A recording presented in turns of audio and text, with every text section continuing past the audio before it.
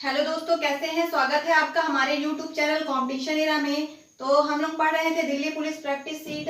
तो आज उसी को सीरीज को हम लोग आगे बढ़ाते हुए आज उसका प्रैक्टिस सेट नंबर 7 पढ़ेंगे। इससे पहले की वीडियो आपने नहीं देखी है तो प्लेलिस्ट से जाके उसे देख सकते हैं। तो स्टार्ट करने से पहले वीडियो आप लोगों के जितने भी स्टडी ग्रुप हैं आप वहाँ वीडियो को शेयर कर दीजिए। तो चलिए आज की वीडियो स्टार्ट करते हैं हम लोग। यहाँ पे हमारा पहला क्वेश्चन दिया हुआ है। क्या दिया हुआ है, एक ब्याज पर धन लगाने वाले को पता चलता है कि ब्याज की दर में 8% से 7.3/4% गिरावट होने पर उसकी वार्षिक आय में 61.50 रुपए की कमी हो जाती है। उसकी पूंजी रुपए में है। यहाँ पे हमको दर दी हुई है, रेट दी हुई है, 8 दी हुई है और कितने दिए हैं, 7.3/4% दी हुई है। और कमी कितना दिया हुआ है रुपए में, ये कमी होती है 7 से, मतलब 8 रेट दिया रहता है तो 8 से कितनी हो जाती है, 7 से 3/4 और कमी कितने रुपए की दिया है, 61.50 रुपए की। तो यहाँ जितनी कमी होगी वो इस कमी के बराबर होगी, है ना। ये हम लोग देखते हैं। और पूंजी हमसे पूछा है, पूंजी हमें नहीं पता है, पूंजी हम लोग क्या मान लेंगे, x। तो x में 8 की यहाँ पे देख लेते हैं पहले। तो कमी कितनी हो रही है, तो 8 से कितना हो गया है, 7 से ही 3/4, है ना। तो यहाँ देख रहे हैं इसको, ये मिक्स फ्रैक्शन में है तो प्रॉपर फ्रैक्शन में कन्वर्ट कर लेंगे। 7 चौको 28, 29, 30, 31, यानी ये 31/4 हो गया। ये 8, ये बटे में 4 है तो ये इधर आके क्या करेगा, गुणा करेगा। तो गुणा कर देते हैं, 4 8 32 और 32 माइनस 31 बटे क्या आएगा, 4। 32 में से 31 जाएगा तो कितना बचेगा, 1/4। और 1/4 की ये जो कमी है, प्रतिशत है ना ये, क्योंकि प्रतिशत है, 1/4% की कमी है जो किसके बराबर है, 61.50 की बराबर है। और पूंजी हमको नहीं पता है तो ये कमी जो होगी हमारी, जो हम पूंजी माने हैं उसी में कमी होगी। तो इतने प्रतिशत की कमी, अब प्रतिशत हटाएंगे तो बटे में क्या आ जाता है, 100 आ जाता है ये। और इसी प्रकार से यहाँ दशमलव हटाएंगे तो यहाँ भी बटे में क्या आ जाएगा, 100 आ जाएगा। हम देख रहे हैं ये 100 से ये 100 कट गया, इधर क्या बचा, x/4 बराबर इधर क्या बचा है, 6150 यानी 6150। अब देख रहे हैं कुछ कट नहीं रहा है, ये बराबर के इधर देख रहे हैं ये क्या है, 4 है। जब बराबर के इधर है और ये बराबर के उधर जाएगा तो बटे में है, उधर जाएगा तो क्या करेगा, गुणा करेगा। तो x बराबर गुणा कर देते हैं 4 का, 4 शून्य शून्य, 4 पंचे 20 की 0, हासिल आई 2, 4 एकम 4, 4 2 6 और 6 4 6 24, यानी हमारा x की वैल्यू कितनी आ गई है, 24,600 रुपए। और यही हमारा आंसर हो जाएगा, क्योंकि क्वेश्चन में पूंजी पूछा था क्या है, और पूंजी हमने क्या पूछा है, मान लिया था x। तो x की वैल्यू कितनी आ गई है, 24,600, यही हमारा आंसर हो जाएगा। तो हम लोग अगले क्वेश्चन में अपने चलते हैं।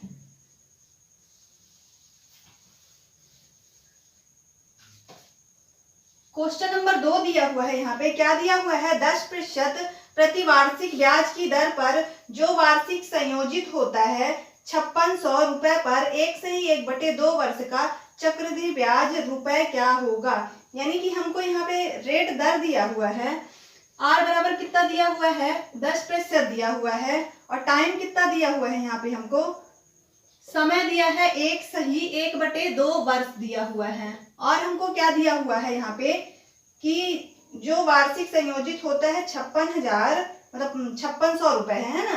तो यहाँ पे बताना है चक्रवृद्धि ब्याज क्या होगी। यहाँ पे हमको चक्रवृद्धि ब्याज बताना है। हमको यहाँ पे हमको पूंजी पता है, प्रिंसिपल मूलधन कितना है हमारे यहाँ पे 5600 रुपए है, ठीक है, ये हमको ध्यान रखना है। अब यहाँ पे हमको बताना क्या है, सीआई। सीआई का मतलब क्या होता है, चक्रवृद्धि ब्याज। तो कैसे हम लोग निकालेंगे, यहाँ पे अगर नॉर्मल होता एक सही, ये 2 एकम 2 1 3 3/2 वर्ष हो जाएगा, और इस तरह निकालना थोड़ी क्या हो जाता है, कॉम्प्लिकेटेड। तो यहाँ पे आप लोग ये ध्यान रखिएगा कि ये जो 1 वर्ष है इसका हम लोग क्या निकालेंगे, 1 वर्ष का सीआई निकालेंगे, लेकिन ये जो आधा वर्ष है उसका एसआई निकालेंगे। कैसे करेंगे देख लेते हैं। पहले 5600 का 1 वर्ष का हम लोग सीआई निकाल लेते हैं। तो इसके लिए फॉर्मूला होता है ए बराबर, क्या फॉर्मूला होता है, ये आप लोग बचपन से पढ़े होंगे, P1 + R/100 की पावर n होता है ना, इसी से हम लोग निकालेंगे। तो इसको आप लोग याद रखिएगा। तो यहाँ ये हो गया हमारा। अब यहाँ पे कितना दिया है, 1 + R की वैल्यू हमारी 10 है बटे 100 हो जाएगा। अब पावर हम लोग पहले 1 वर्ष के लिए निकालेंगे, है ना, जो पूरा समय, जितना भी पूरा समय दिया रहेगा उसके लिए निकालेंगे। यहाँ 0 से 0 कट गया। अब ये देख रहे हैं यहाँ पे 5600 गुणे 10 एकम 10 11 11/10 हो गया। पावर 1 का मतलब 1 बार उस संख्या का गुणा। ये देख रहे हैं 0 से 0 कट गया। अब जो बचा उसका हम लोग क्या करेंगे, गुणा कर देंगे। तो 11 का 0 में गुणा करेंगे तो 0 आ जाएगा। 11 छक्का 66 की 6 हासिल आई 6, 11 पचे 55 और 55 में 6 जोड़ेंगे 6 5 11 की 1 हासिल आई 1, 5 1 6 यानी 6 1 आ गया 6160। ये क्या आ गया हमारा अमाउंट आ गया। कब का आ गया है, सिर्फ 1 वर्ष का।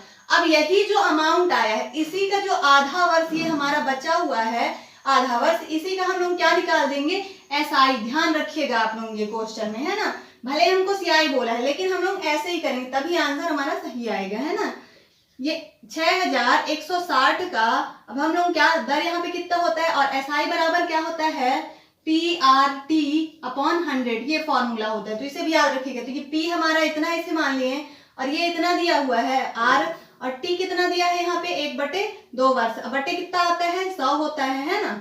तो सॉल्व कर लेते हैं, यहाँ से हमारा निकल आएगा। इसको सॉल्व किए तो 0 और ये 0 है ना, कट गया। अब 2 से भी कट रहा, 2 से काटेंगे 2 तिहाई 2 शून्य 0 और 2 8 16 यानी यहाँ पे कितना आ गया है 308।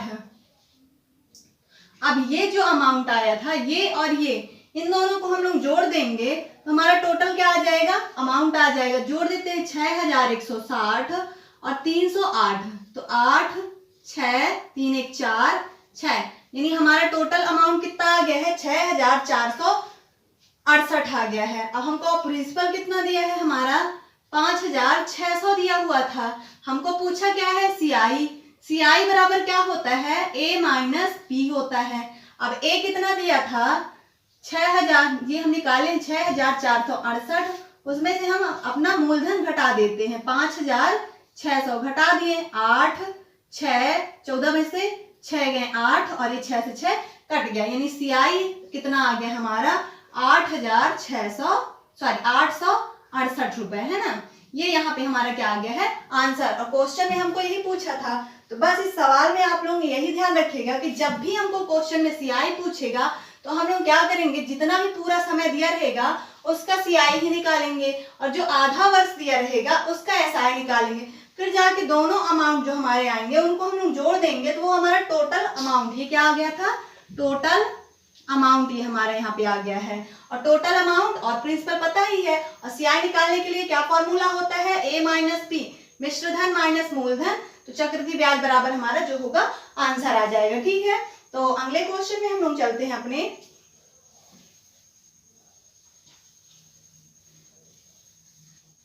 क्वेश्चन नंबर 3 दिया हुआ है हमारा यहाँ पे।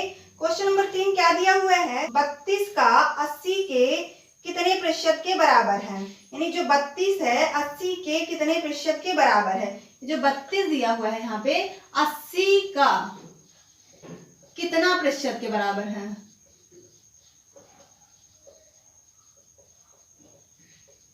ये हमको क्वेश्चन में पूछ रहा है यहाँ पे। अब देखिए हम लोग परसेंटेज चैप्टर आपने पढ़ा होगा अगर, तो मैंने क्या बताया था यहाँ पे कि 80 का जिसके साथ का लिखा रहता है वो वैल्यू हमेशा कहाँ आती है, हर में आती है। अब प्रतिशत के लिए किसका गुणा करते हैं 100 का। अब काट देते हैं, 20 से काटेंगे 20 पंचे 20 चौको, 4 से काटेंगे ये 8 बार गया तो 8 पंचे 40, तो कितने प्रतिशत के बराबर है 40% के बराबर है। ये जो 32 है 80 के 40% के बराबर है। ठीक है ना।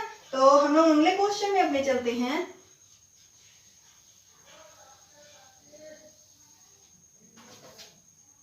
क्वेश्चन नंबर 4 हमारा क्या दिया हुआ है, 4 नंबर हमारा क्वेश्चन यहाँ पे दिया है, यदि किसी आयताकार भूखंड की लंबाई में 5 की वृद्धि तथा चौड़ाई में 10 की कमी कर दी जाए तो उसके क्षेत्रफल में कितनी वृद्धि अथवा कमी होगी। तो हम इस तरह के सवाल जब दिए रहते हैं तो टोटल क्या मान लेते हैं 100 मान लेते हैं, है ना। टोटल 100 में कितनी पहले 5 की वृद्धि की जा रही, 5 की वृद्धि यानी 105/100 हो जाएगा। फिर क्या है 10 की कमी यानी 10 की कमी की जाएगी, कितना हो जाएगा 90/100। अब देख रहे हैं ये 100 से ये 100 कट गया, इधर ये 0 से ये 0 कट जाएगा।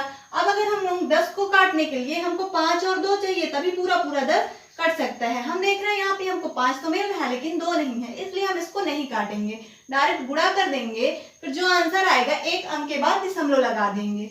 यहाँ हमारा क्या बचा है 105 गुणे 9, तो गुणा कर देते हैं 9 पंचे 45, तो ये 45 आ गया और 9 1 9, है ना। अब बटे में क्या था 10, अब ये 0 हटाएंगे तो एक अंक के बाद क्या लग जाएगा पीछे से दशमलव, यानी फाइनली हमारे यहाँ पे क्या कितना आ गया है 94.5, है ना। अब हम देख रहे हैं कमी यहाँ पे हमारा पहले हमने कितना माना था 100, और 100 से कितना हो गया है 94.5, यहाँ कमी हो रही है। तो कितने की कमी हो रही है हम लोग देख रहे हैं, कमी हो रही है यहाँ पे 5.5% की, है ना। तो ये हमारा क्या हो जाएगा आंसर, यानी कि ऑप्शन नंबर बी हमारा एकदम से राइट हो जाएगा। ठीक है, तो हम लोग अगले क्वेश्चन में चलते हैं। क्वेश्चन नंबर 5 हमारा दिया हुआ है, क्या दिया हुआ है, किसी वस्तु के विक्रय मूल्य तथा क्रय मूल्य का अंतर 210 रुपए है, यदि लाभ प्रतिशत 25 हो तो उस वस्तु का विक्रय मूल्य होगा। यहाँ पे हमको क्या दिया हुआ है, प्रॉफिट दिया हुआ है। प्रॉफिट परसेंट कितना दिया हुआ है 25%, और सीपी और एसपी और सीपी का अंतर दिया है 210। इसका मतलब क्या है, सीपी अगर हमने x मान लिया तो एसपी कितना हो जाएगा, हमेशा सीपी से एसपी ज्यादा होता है, और यहाँ क्यों ज्यादा होगा हमको कैसे पता है, क्योंकि प्रॉफिट हो रहा, तो ये क्या हो जाएगा x प्लस 210 हो जाएगा। तो अब हम लोग सॉल्व करते हैं आगे। जो हमारा x में क्या होगा, प्रॉफिट होगा कितना 25 का, तो 125/100 हो जाएगा। तब जाके हम उसको क्या कर रहे हैं, बेच दे रहे हैं, और बेचने के बाद सेलिंग प्राइस कहलाता है। तो सेलिंग प्राइस कितना हो रहा है, इतना। अब ये इनको हम लोग सॉल्व कर लेते हैं, करते हैं 25 पंचे और 25 चौको, यहाँ 5x बटे कितना आ गया 4 बराबर क्या है इधर x प्लस 210। अब ये इधर 4 है बटे में, इधर आएगा तो क्या करेगा, गुणा करेगा। तो कर देते हैं 5x बराबर 4x प्लस 21 चौक 84, और ये 4x इधर प्लस में है, इधर आएगा तो माइनस होगा। तो x बराबर कितना हो जाएगा 840, और x हमने यहाँ पे क्या माना था, सीपी माना था, और एसपी क्या हो जाएगा हमारा, क्या है x प्लस 210। तो x की वैल्यू हमारी कितनी आ गई है 840 प्लस 210 हमने और जोड़ दिया, तो एसपी बराबर 8 2 10 यानी 1050, है ना। ये हमारा क्या आ गया रुपीज, यानी एसपी हमारा क्या आ गया है 1050 रुपए। ठीक है, तो ये क्वेश्चन आप लोगों को समझ में आया होगा, नहीं आया तो एक बार फिर से देख लेते हैं। यहाँ पे हमको क्या दिया था, प्रॉफिट दिया था, और क्या दिया हुआ था, सीपी हमको नहीं पता था, सीपी एसपी का अंतर दिया था। तो प्रॉफिट हुआ तो हमने यहाँ पे सीपी एक्स मान लिया, तो एसपी क्या हो जाएगा, सीपी से ज्यादा ही हो जाएगा। अंतर का मतलब उतना उन दोनों में ज्यादा हो रहा है, तो x प्लस 210 हमारा क्या हो जाएगा एसपी। बस अब हम वही अपना पुराना फॉर्मूला लगा के सॉल्व कर लिए। जो हमारा सीपी में होता है लाभ होता है, लाभ 25 का हो रहा है 125/100 हो गया बराबर एसपी, भेज दिए। एसपी यहाँ पे हमारा इतना था, सॉल्व कर लिए। यहाँ पे हमको सीपी पता चल गया, सीपी कितना आ गया 840, और सीपी से 210 ज्यादा था हमारा एसपी, जोड़ दिए तो हमारे यहाँ पे एसपी आ गया है। ठीक है, तो अगले क्वेश्चन में हम लोग चलते हैं अपने। क्वेश्चन नंबर 6 यहाँ पे हमारा दिया हुआ है, क्या दिया हुआ है, किसी वस्तु जिसका अंकित मूल्य 650 रुपए है तो को 572 रुपए में बेचा गया है, दिया गया बट्टा है। यहाँ पे हमको बट्टा बताना है, तो जो हमको बट्टा होता है वो हमेशा अंकित मूल्य पे मिलता है, ये ध्यान रखना है, बट्टा या छूट। तो 650 हमारा अंकित मूल्य था, अब उसको हमको बट्टा नहीं पता है, बट्टा मतलब कमी, और कमी हम लोग किसमें करते हैं 100 में। तो हम मान लेते हैं यहाँ पे हमारा बट्टा कितना है x है, बराबर प्रतिशत है तो बटे 100 आ जाएगा। तब जाके हम इसको कितने में बेच रहे हैं 572 रुपए में, है ना। अब देख रहे हैं जीरो से ये जीरो कट गया, अब देख रहे हैं 13 से कटेगा, 13 पंजे 65 की 5 हासिल आई। अब इसको भी काट देते हैं, है ना, 13 से, 13 चौको 52, है ना। हमने कितना ले लिया यहाँ पे, हमने कितना ले लिया यहाँ पे 2, है ना। अब बच कितना गया 5 बच गया, तो फिर से क्या हो गया 13 चौको 52 यानी 44 आ गया। 5 से काट रहे हैं, ये 2 कटेगा 5 दूनी। अब इधर क्या बचा है 100 माइनस x, ये 2 इधर बट्टे में उधर जाएगा गुणा करेगा, तो 44 दूनी क्या हो जाएगा 88।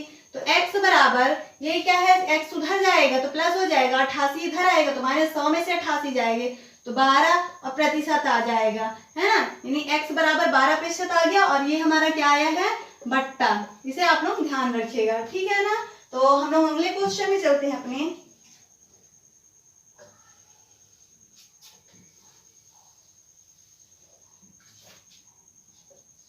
क्वेश्चन नंबर 7 दिया दिया हुआ है यहाँ पे, क्या दिया हुआ है, क्वेश्चन नंबर 7 दिया हुआ है 7:13 में प्रत्येक पद में क्या जोड़ा जाए कि नई संख्या 2:3 के अनुपात में हो जाए।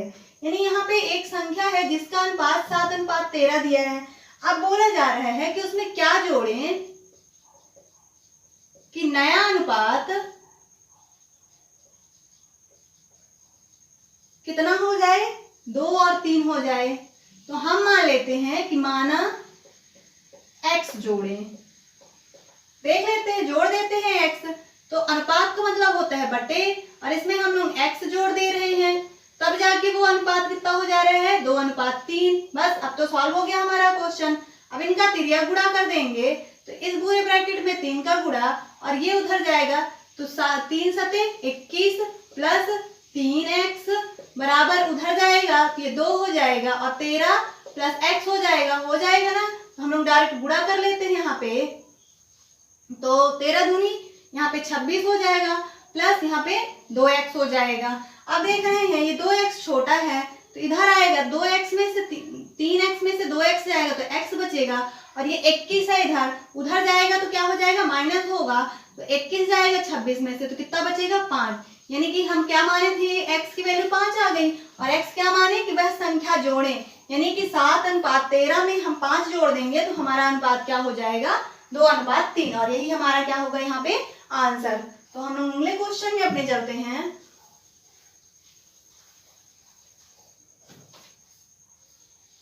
क्वेश्चन नंबर 8 क्या दिया हुआ है, क्वेश्चन नंबर 8 दिया है 7:15, 15:23, 17:25 तथा 21:29 अनुपात में सबसे छोटा अनुपात है। यानी कि 7 बटे, अनुपात का मतलब बटे होता है ना, तो 7/15 दिया हुआ है, 15 बटे क्या दिया हुआ है यहाँ पे 23 दिया हुआ है, और क्या दिया हुआ है 17/25 दिया हुआ है, और क्या दिया हुआ है 21/29 दिया हुआ है। इसके लिए हम कई तरीके हैं सॉल्व करने के, तो देखिए हम इसको कैसे सॉल्व करेंगे। तो या तो हम इनका एलसीएम लेके हर सभी को बराबर कर लें, तो एलसीएम लेंगे इतनी बड़ी संख्या का तो बहुत टाइम लग जाएगा, है ना। तो हम क्या करेंगे, क्रॉस मल्टीप्लाई करके चेक करेंगे कि कौन सा। 23 का 7 में गुणा करेंगे, तो कर देते हैं 7 3 21 की 1 हासिल आई 2, 7 दूनी 14, 15 16, यानी यहाँ पे हम देख रहे हैं 161 आ गया। 23 का 7 में गुणा करें, इधर 15 15 का गुणा करेंगे, क्या आ जाएगा 225। अब हम देख रहे हैं जो संख्या छोटी होगी वही वाला हमारा अनुपात छोटा होगा। कौन सी संख्या छोटी है यहाँ पे 161, यानी कि हमारा अनुपात कौन सा छोटा आ गया 7/15। अब इस संख्या से तो छोटा आ गया, लेकिन क्या इससे भी छोटा है, तो चलिए चेक कर लेते हैं इसी प्रकार से। तो इसको हम लोग चेक करते हैं 17/25 से, है ना। तो 25 का 7 में गुणा करें, 25 सत्ते 175 हो जाएगा। 15 का 17 में गुणा करेंगे, इसका इधर ऐसे ध्यान रखिए गुणा करेंगे, इसका इधर 15 सत्ते 105 की 5 हासिल आ गई 10, 15 एकम 15, तो 5 और ये कितना आ गया 2, यानी 225। अभी भी हम देख रहे हैं कौन सी संख्या छोटी आई है, ये मतलब कौन सा अनुपात छोटा होगा, यही वाला 7/15, है ना। तो अब हमारा ये भी छोटा हो गया, मतलब कि ये भी बड़ा है, तो ये तो कट गया, ये भी कट गया। अब इससे चेक कर लेते हैं, तो 21 बटे यहाँ पे क्या आ गया 29, फिर गुणा करते हैं, 7 नहीं है 63 की 3 हासिल आई 6, और 7 दूनी 14, 14 में 6 जोड़ेंगे तो 20 हो जाएगा, और 15 एकम 15 की 5 हासिल आएगी 15 दूनी 30 और 1 31। अभी भी देख रहे हैं कौन सी संख्या छोटी आ रही है, यही, यानी कि हमारा कौन सा अनुपात सबसे छोटा हो जाएगा 7/15, या फिर 7/15 को हम लोग क्या लिख सकते हैं 7:15, और यही हमारा क्या हो जाएगा यहाँ पे आंसर। तो हम लोग अगले क्वेश्चन में अपने चलते हैं। आप लोग इसे नोट डाउन कर लीजिएगा कॉपी में, वीडियो पॉज करके। हमारा क्वेश्चन नंबर 8 दिया हुआ है, क्या दिया हुआ है, एक थैली में 1 रुपए 50 पैसे तथा 10 पैसे के सिक्के 3 4 10 के अनुपात में हैं। यदि इनका कुल मूल्य 102 रुपए हो तो 10 पैसे के सिक्कों की संख्या कितनी होगी। ये हमारा जो क्वेश्चन है यहाँ पे अनुपात समानुपात चैप्टर का है। तो अगर आपने अनुपात समानुपात की वीडियो नहीं देखी है तो उसे देख लीजिए, आपको अच्छे से समझ में आएगा। यहाँ पे हम लोग देखते हैं 1 रुपए था, 50 पैसे थे और कितने थे 10 पैसे के।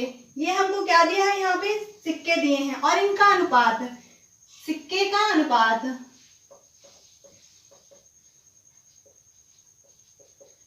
दस पैसे, यहाँ 1 रुपए के कितने सिक्के हैं यहाँ पे हम लोग देख रहे हैं 3x, और 50 पैसे के कितने सिक्के हैं हम लोग देख रहे हैं यहाँ पे 4x सिक्के हैं, और 10 रुपए के 10x सिक्के हैं, ठीक है ना। अब ये जो रुपए में नहीं दिए पैसे में, तो इनको हम लोग रुपए में चेंज कर लेंगे, है ना। तब हमारा पूरा सभी एक मेजरमेंट हो जाएगा यहाँ पे इनका पैमाना, तब जाके इनका कुल मूल जो दिया है अगर इनको हम लोग जोड़ दें तो कितने रुपए हो जा रहा है 102 रुपए, है ना। तो यहाँ 1 रुपए के 3x सिक्के प्लस इसको काटें 50 से कम 50 दूनी यानी कि 1/2 गुणे यहाँ पे क्या आ जाएगा 4x, और 2 से काटेंगे 2 बार, यानी इसको सॉल्व किए यहाँ पे तो कितना आ गया है 2x, प्लस यहाँ पे इसको 10 से 10 कट गया, यहाँ पे क्या आ गया 1/10 गुणे 10, तो ये भी कट गया, यहाँ पे कितना आ गया है सिर्फ x आ जाएगा, है ना। बराबर यहाँ पे कितना आ गया है 1/2 मतलब 102। हम कैसे निकालते हैं, जैसे हमारे पास 5 रुपए के 10 सिक्के हैं तो क्या करते हैं, जो हमारा रुपए होता है सिक्के से गुणा ही करते हैं ना, तब टोटल कुल मूल आता है। बस वही कॉन्सेप्ट हमको यहाँ भी फॉलो करना है, वही हमने किया। 1 रुपए के 3 सिक्के थे तो यहाँ पे 1 गुणे 3x हुआ, 50 1/2 आ गया रुपए के कितने सिक्के थे 4x, 1/2 से 4x को हमने सॉल्व किया तो यहाँ 2x बचा, यहाँ 1/10 आ गया रुपए, जो कितने उसके सिक्के थे 1/10 सिक्के थे, तो सॉल्व किया तो यहाँ पे कट गया पूरा, तो यहाँ सिर्फ 1 आया, 1 का मतलब x, है ना। तो अब इसको हम लोग आगे सॉल्व करते हैं तो यहाँ पे कितना आ गया है 3x plus 2x plus x, है ना, बराबर कितना 102, तो 3 2 5 1 6x बराबर कितना हो जाएगा 102, 6 से काटेंगे 6 एकम 6 बचे कितना 4, और 4 2 मिलके कितना हो गया 42, तो 6 7 42, है ना, यानी x बराबर कितना आ गया हमारा 17 आ गया है। अब ये 17 क्या आया है x की वैल्यू आ गई है। अब हमको क्वेश्चन में यहाँ पे क्या पूछा है 10 पैसे के सिक्कों की संख्या कितनी होगी, और 10 पैसे के सिक्कों की संख्या कितनी दी हुई है 10x, तो निकाल देते हैं 10 पैसे के सिक्कों की संख्या कितनी है 10x, तो 10 गुणे x की वैल्यू आ गई 17 यानी 170 रुपए, और ये हमारा क्या आ जाएगा यहाँ पे आंसर, ठीक है ना। तो हम लोग अगले क्वेश्चन में अपने चलते हैं। क्वेश्चन नंबर 9 दिया है हमारा, क्या दिया हुआ है यहाँ पे 8 तथा 18 का मध्यानुपाती क्या है। ये भी अनुपात चैप्टर का क्वेश्चन है, 8 तथा 18 का मध्यानुपाती। जो मध्यानुपाती का मतलब क्या होता है, जो संख्या मध्य में आती है, यानी 8 अनुपात मध्यानुपाती हमने मान लिया कि a है, तो 8 अनुपात a अनुपात 18। अब इसको लिखेंगे कैसे 8/a बराबर क्या हो जाएगा हमारा a बटे 18 हो जाएगा, ठीक है। अब सॉल्व कर लेते हैं इसको, तो ये उधर जाएगा और ये इधर जाएगा, तो a² बराबर क्या हो जाएगा 18 गुणे 8, तो a² बराबर 18 8 144 होता है, स्क्वायर हटाएंगे तो इधर रूट चढ़ जाएगा। a बराबर 144 किसका स्क्वायर होता है 12 का, यानी कि हमारा 8 और 18 का मध्यानुपाती कितना आ गया है 12, है ना, a की वैल्यू 12 और a ही हमने माना था यहाँ पे। तो अगले क्वेश्चन में चलते हैं, गर्मी बहुत है ना, कि माना 5 भाई साप्ताहिक 60 रुपए औसत प्राप्त करते हैं, यदि एक भाई 10 रुपए अधिक प्राप्त करता है तो वर्तमान औसत क्या होगा। यानी 5 भाइयों का औसत हमको दिया था, कितना दिया हुआ है 5 भाइयों का 60 रुपए। अब इसमें से बोल रहा है कि जो एक भाई है वो अधिक औसत प्राप्त करता है, तो 5 भाइयों को पहले हम लोग निकाल लेते, 5 × 30 यानी 300। अब एक भाई जो था वो 10 रुपए अधिक प्राप्त कर रहा है, तो उसको भी हमने जोड़ दिया।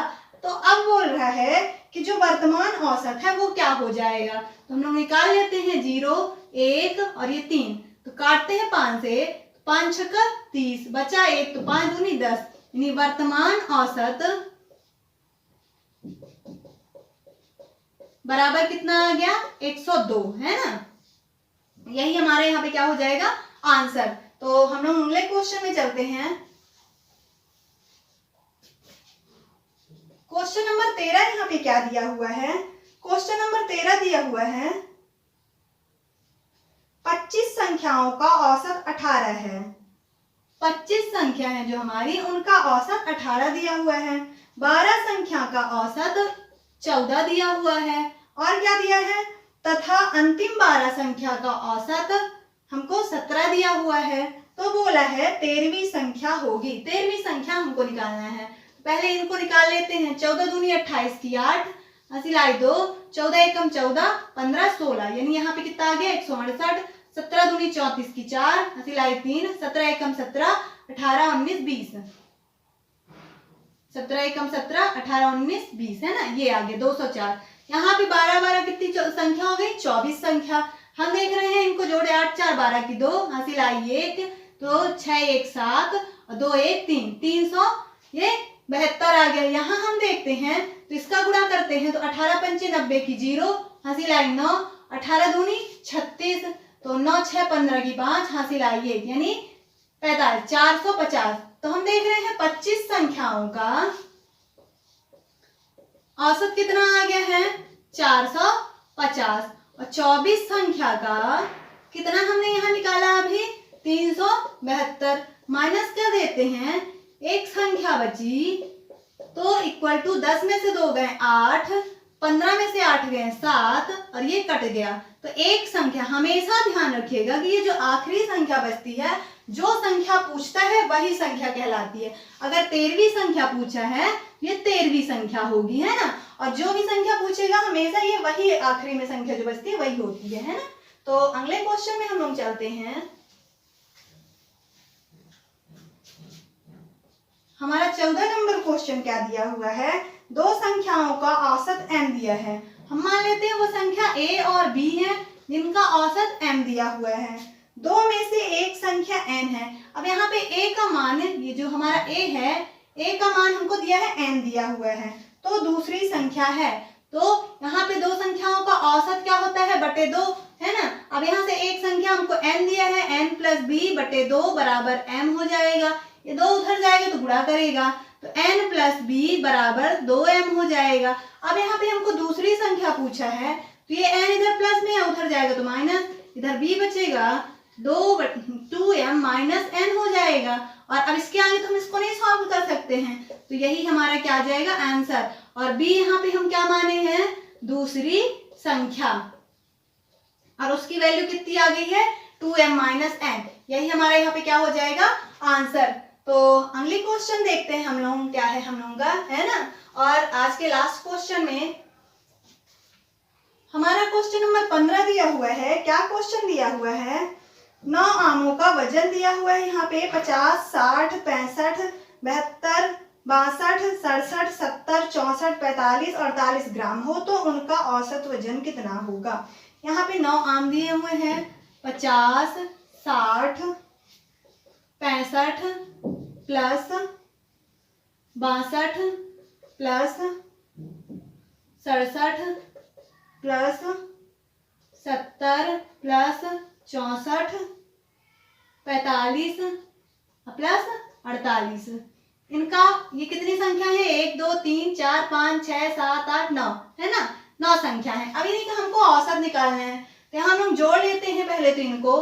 तो जोड़ते हैं 5 5 10 और 10 10 20, 20 20 4 24, 24 में हम लोग कितना जोड़े? 6 जोड़ देंगे 30 31, और 31 की कितनी आ जाएगी?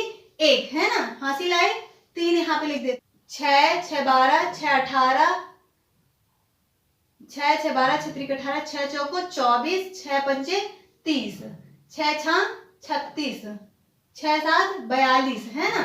42 और 43 44 45, 45 में हम लोग 8 जोड़ेंगे, तो 45 में 8 जोड़ देते तो कितना हो जाए? 8 5 13 की 3, हासिल आएगी 4 1 5, यानी 53। ये इतना आ गया, है ना। अब हम लोग देखते हैं बटे कितना आ गया है? 9। अब 9 से इसको भाग लगाते हैं, तो 9 से भाग लगाते हैं तो कितना हो जाएगा? 9 पंचे 45, और 53 में से 45 घटाएंगे, 13 में से 5 जाएंगे 8, और 9 9 81, यानी औसत कितना आ गया हमारे यहाँ पे? 59। और यही हमारा क्या हो जाएगा? आंसर होगा। तो आई होप आप लोगों को वीडियो पसंद आई होगी। तो अगर आपको वीडियो पसंद आई है, प्लीज़ वीडियो को लाइक, सब्सक्राइब एंड शेयर कीजिए, क्योंकि वीडियो बनाने में बहुत मेहनत लगती है। तो आप हमें सपोर्ट कीजिए प्लीज़। Thanks for watching.